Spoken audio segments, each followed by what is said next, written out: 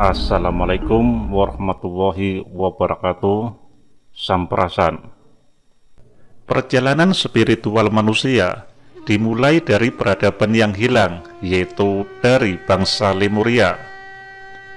Para ahli filsafat dan teosofi mengeluarkan teori tentang bangsa Lemuria sebagai akar bangsa ketiga di dunia, merupakan cikal bakal manusia modern. Bukan seperti teori evolusi Darwin yang mengatakan manusia berasal dari kera. Peradaban itu sekitar 34.000 tahun yang lalu sebelum Masehi. Peradaban tersebut mulai terbentuk. Kala itu, komposisi bumi masih sangat berbeda.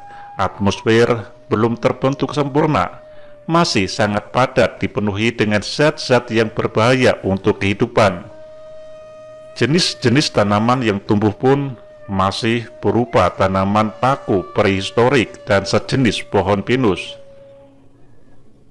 Walaupun begitu, kehidupan seperti hewan amfibi, hewan sejenis burung yang bisa terbang dan makhluk bertulang belakang sudah ada. Bumi dipenuhi dengan hewan sejenis kadal yang merupakan cikal bakal dinosaurus yang memang lebih tahan hidup di lingkungan yang keras sedemikian rupa. Bangsa Lemurian saat itu pun belum memiliki bentuk manusia sempurna seperti sekarang, karena dipercaya sebagai makhluk dari dimensi yang lebih tinggi tingkatnya, yang belum berbentuk fisik. Mereka mulai bertransformasi ke dimensi ketiga dan mulai mengambil bentuk fisik. Bentuk fisik bangsa Lemurian saat itu berupa makhluk tanpa gender atau tidak berjenis kelamin, namun memiliki kemampuan bereproduksi tanpa proses fertilisasi. Tubuh yang masih memiliki komposisi kepadatan yang berbeda tersebut lama-kelamaan beradaptasi dengan lingkungannya, berevolusi dengan menumbuhkan tulang belakang yang kuat untuk menopang tubuhnya untuk berdiri tegak. Saat itu mereka memiliki mata ketiga yang dipercaya terletak di kepala bagian belakang. Kedua mata mereka terletak di bagian wajah, namun berjauhan. Mata ketiga tersebut menjadi bagian terpenting fungsi penglihatan bagi bangsa Lemurian. Namun pada akhirnya dalam proses evolusi, mata ketiga tersebut menjadi bagian internal yang tidak lagi berfungsi sebagai penglihatan. Sekarang dikenal sebagai pineal gland atau yang sering kita sebut sebagai indera keenam. Adapun bangsa Lemurian menurut William Scott Elliot, ciri-ciri mereka tubuhnya berukuran besar antara 3,5 meter sampai 4,5 meter. Kulit mereka cenderung berwarna gelap atau coklat matang kekuningan, memiliki tulang rahang panjang dan rendah dengan sepasang mata yang tajam namun berjauhan, memungkinkan mereka untuk melihat ke samping dan ke depan secara bersamaan. Mata ketiga terletak di belakang kepala, bentuk tengkorak memanjang ke belakang dan ke atas. Menjelang paruh kedua peradaban Lemuria berjalan, mereka beradaptasi untuk pemisahan gender melalui proses evolusi yang sangat panjang dan bertahap. Di awal peradaban, setiap individu Lemurian tidak memiliki gender dan mereka menghasilkan keturunan dengan cara parthenogenesis, bereproduksi tanpa melalui proses pembuahan. Namun setelah berevolusi, mereka mulai melahirkan keturunan dengan jenis kelamin berbeda. Bangsa Lemurian menurut Lanterha. Bangsa Lemurian dahulu kala berbahasa Sunda dan tidak punah, namun berpindah dimensi ke planet yang terletak di gugusan Orkadar. Zaman dahulu kala, benua Lemuria luas sekali. Peradaban bangsa Lemuria sangat tinggi. Mereka menggunakan kristal kreman sebagai bahan bangunan. Bangsa Lemurian juga mempunyai huruf sendiri yang disebut huruf Lemurian. Huruf Lemurian merupakan akar dari semua huruf yang ada saat ini. Huruf Lemurian ini terefleksi di setiap bahasa di seluruh dunia dan mengalami perkembangan seiring berjalannya waktu, sehingga berubah-ubah dan diadaptasi sesuai tempatnya. Bangsa Lemurian adalah bangsa yang luar biasa, dengan budaya yang luar biasa pula. Prinsip mereka ada dalam ajaran Wisnu. Wisnu adalah singkatan dari 6 kunci, yaitu dasar filosofi budaya bangsa Lemuria. Keenam hal tersebut adalah Waskita, Irada, Satya, Hambala, Narita, dan Umadita.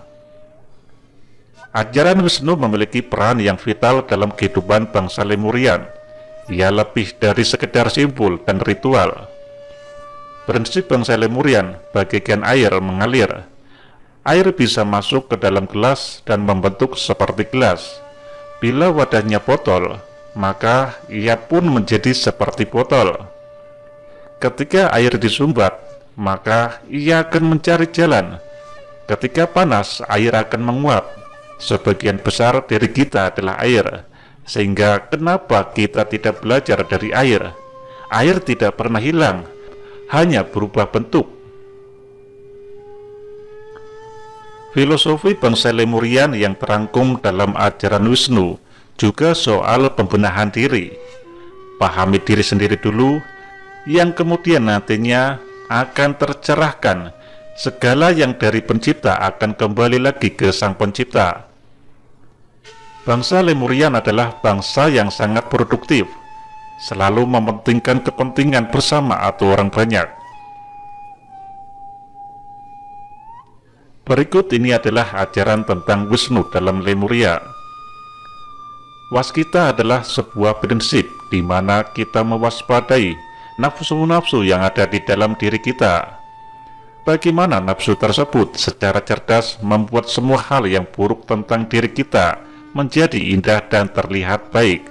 Dalam artian, kita selalu membuat pembenaran-pembenaran terhadap kesalahan yang kita buat. Waskita ini berlaku ke dalam diri kita dan juga keluar diri kita. Kewaspadaan ini adalah kewaspadaan universal. Waskita akan membuat nafsu menjadi alat untuk kemajuan, bukan nafsu menjadi alat untuk mencari kesenangan, di mana kita selalu ingin mencari enaknya sendiri, sering tanpa memikirkan akibatnya bagi orang lain. Waskita ini hanya bisa dicapai apabila kita benar-benar berpikir dengan tanpa beban untung dan rugi, serta tanpa melibatkan enak atau tidak enaknya ketika melakukan sesuatu. Waskita mengajarkan kita hanya memberi tanpa mengharapkan kembali. Waskita disimbolkan dengan tangan satu menempel di dada, satu di perut dengan dada tegak. Kemudian, irada, yaitu kembali sang pencipta.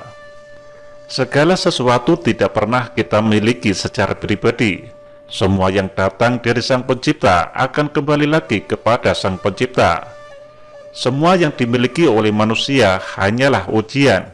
Tidak ada kepentingan lain, kecuali kita bekerja untuk sang pencipta. Karena kita diciptakan adalah untuk mengabdi kepada sang pencipta. Bentuk simbol dari irada adalah seperti ruku. Satya artinya konsisten pada satu jalan, yaitu jalan sang pencipta. Posisi satya, tangan di samping badan berdiri tegak atau itidal. Posisi tersebut dimaksudkan agar kita benar-benar tidak melenceng dari jalan sang pencipta, dan kita tidak akan berpindah kepada ajaran yang menyesatkan. Selanjutnya adalah hambala. Hambala adalah penyerahan total kepada sang pencipta tanpa syarat, dengan posisi sujud tetapi tangan lurus ke depan. Itu merupakan simbol kepasrahan yang sangat total. Tidak ada lagi ketakutan, tidak ada lagi kekhawatiran, dan tidak ada lagi tawar-menawar di dalam memasrahkan diri kepada sang pencipta. Narita adalah satu sikap di mana kita akan dihadapkan pada suatu keadaan bersimpuh di hadapan Sang Pencipta dengan posisi seperti duduk di antara dua sujud atau iftirosi. Itu adalah simbol di mana kita akan dimintai pertanggungjawaban kepada Sang Maha Kuasa dan kita akan dihadapkan kepada pengadilan yang seadil-adilnya. Tidak ada hakim yang maha adil selain Pencipta. Yang terakhir adalah umadita, merupakan sikap menerima dari semua keputusan Sang Pencipta tanpa protes. Jadi, semua keputusan akhir, apapun yang kita lakukan, terkembali lagi kepada Sang Pencipta, baik di dunia maupun di akhirat, atau istilahnya tawaruk. Demikianlah pemaparan kali ini, semoga bermanfaat, dan jangan lupa untuk like dan subscribe di channel ini. Wassalamualaikum warahmatullahi wabarakatuh. Bye bye.